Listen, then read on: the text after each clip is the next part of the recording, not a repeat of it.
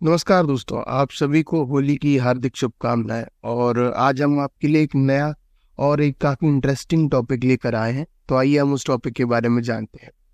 तो दोस्तों, आज हम लेकर आए हैं लाट साहब के जुलूस के बारे में। ये एक होली का ही एक प्रकार है जो उत्तर प्रदेश में मनाया जाता है। तो आइए जानते हैं आखिर लाट साहब का जुलूस क्या चीज है। सबसे पहले हम जानते हैं कि इसमें हम किन किन मुद्दों पर बात करने वाले हैं। ठीक है, तो सबसे पहले हम इसमें जानेंगे कि आखिर ये परंपरा क्या है। इस परंपरा के अंतर्गत मस्जिदों को क्यों ढक दिया जाता है, और ये जो शब्द है लाट साहब, ये कौन होते हैं, और ये जो जुलूस निकाला जाता है लाट साहब का, ये विवादों में क्यों रहता है। तो चलिए एक एक करके हम इन सभी चीजों को जानने की कोशिश करते हैं। तो सबसे पहले जानते हैं इसके बारे में। उत्तर प्रदेश के शाहजहांपुर में होली के दिन ऐतिहासिक लाट साहब का जुलूस निकाला जाता है। तो जगह है उत्तर प्रदेश का शाहजहांपुर। आइए देखते हैं क्या होता है लाट साहब का जुलूस, जिसके निकलने से पहले रास्ते की सारी मस्जिदों को ढक दिया जाता है। ठीक है, जिस तरह मथुरा के बरसाने और नंदगांव की लठमार होली दुनिया भर में प्रसिद्ध है, उसी तरह शाहजहांपुर जिले में हर साल होली के दिन खेली जाने वाली जूता मार होली की भी एक अलग ही पहचान होती है। आपने कई होलियां देखी होंगी। लड्डू वाली होली होती है, लठ वाली होली होती है, और फूलों की होली होती है। इसी तरीके से जूता मार होली होती है जो उत्तर प्रदेश में खेली जाती है। यहाँ होली वाले दिन भैंसा गाड़ी पर मंच बनाकर लाट साहब एक कैरेक्टर है जिसे हेलमेट पहनाकर बैठा दिया जाता है। लाट साहब को कोतवाली में पुलिस सलामी देती है, जिसके बाद उसका जुलूस पूरे शहर में निकाला जाता है। इस फोटो में आप साफ देख सकते हैं कि ये जो बीच में बैठा हुआ इंसान जो कुर्सी पर बैठा है, ये लाट साहब है, और इसका पीछे जुलूस निकाला जा रहा है। आइए आगे देखते हैं। इस दौरान जो हुरियारे होते हैं या जो होली के रंग में रंगे हुए लोग होते हैं, उन्हें जूता मारकर अंग्रेजों के खिलाफ आक्रोश प्रकट करते हैं। शाहजहांपुर शहर की स्थापना करने वाले नवाब बहादुर खान के वंशज के आखिरी शासक नवाब अब्दुल्ला खान पारिवारिक लड़ाई के चलते फर्रुखाबाद चले गए थे। वो 1729 में 21 साल की उम्र में जब वापस शाहजहांपुर आए तो वो हिंदू मुसलमानों के बड़े प्रिय थे, और इसी बीच होली का त्योहार आ गया। तब दोनों समुदायों के लोग उनसे मिलने के लिए घर के बाहर खड़े हो गए। जब नवाब साहब बाहर आए तो लोगों ने होली खेली। बाद में उन्हें ऊंट पर बैठाकर शहर का एक चक्कर लगा गए।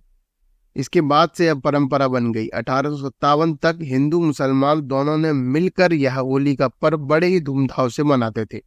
नवाब साहब को हाथी या फिर घोड़े पर बैठाकर शहर में घुमाया जाता था, परंतु हिंदू मुस्लिम का यह सौहार्द अंग्रेजों को रास नहीं आया। 1947 के बाद नवाब साहब के जुलूस का नाम बदलकर लाट साहब कर दिया गया, और तब से यह लाट साहब के नाम से जाने जाने लगा। चलिए आगे देखते हैं। इसी दौरान अंग्रेज यहाँ से चले गए, और फिर अंग्रेजों के प्रति लोगों में जो आक्रोश था, उससे ही इस नवाब के जुलूस का रूप विकृत हो गया। लाट साहब को यह जुलूस चौक कोतवाली स्थित फूलमती देवी मंदिर से निकलता है, और वहां लाट साहब मंदिर में मत्था टेकते हैं और पूजा अर्चना करते हैं। इसके बाद कोतवाली में लाट साहब को सलामी देने के साथ नेग प्रदान किया जाता है।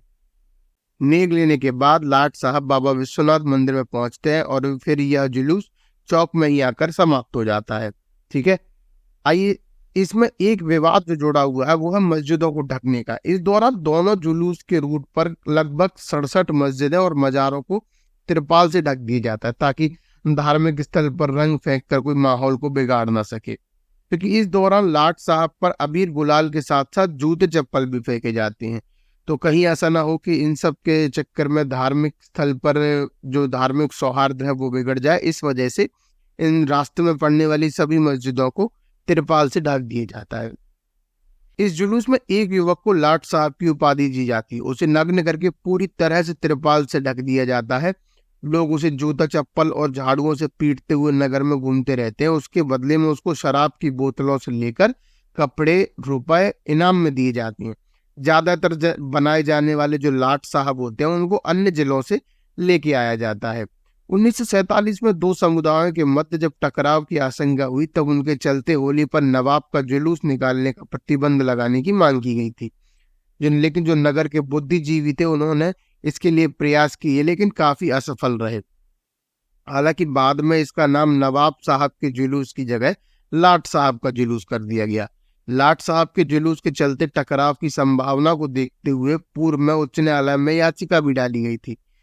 कि इस परंपरा को खत्म कर दिया जाए। परंपरा को खत्म करने के लिए कई प्रयास भी किए गए, लेकिन कोर्ट ने परंपरा में हस्तक्षेप करने से इनकार कर दिया।